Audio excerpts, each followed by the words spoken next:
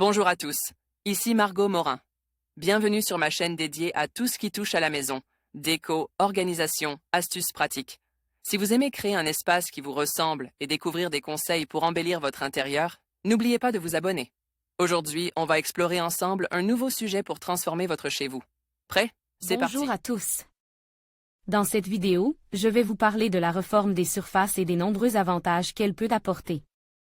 Que vous soyez un professionnel du secteur ou simplement curieux d'en savoir plus, je vais vous expliquer comment cette réforme peut transformer notre approche des espaces et optimiser leur utilisation.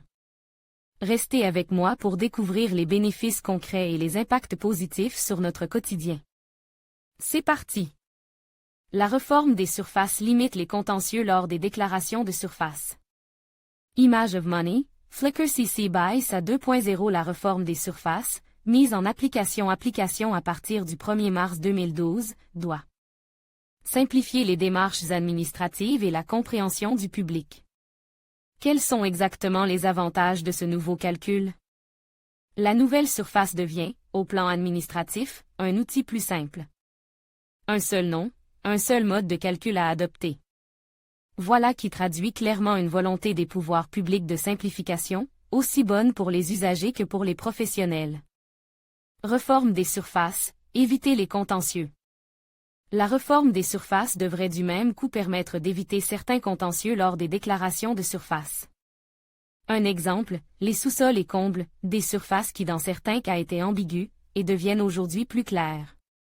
Réforme des surfaces, limiter l'étalement urbain. Ajoutons une certaine incitation au développement de l'habitat collectif, avec comme conséquence une plus grande densification urbaine. La surface de plancher-plancher est un outil en phase avec le Grenelle de l'environnement pour limiter l'étalement urbain.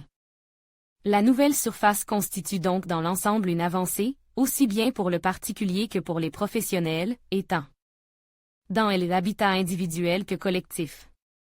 Mais elle ne simplifie pas pour autant le calcul à proprement parler. En conclusion, la réforme des surfaces présente de nombreux avantages qui peuvent transformer notre approche de l'aménagement du territoire. En favorisant une utilisation plus efficace des espaces, elle permet non seulement d'optimiser les ressources, mais aussi de promouvoir un développement durable et harmonieux. Les bénéfices économiques, environnementaux et sociaux sont indéniables, et il est essentiel de continuer à explorer ces opportunités pour construire un avenir meilleur. Merci de votre attention et à bientôt pour de nouvelles réflexions sur des sujets d'actualité.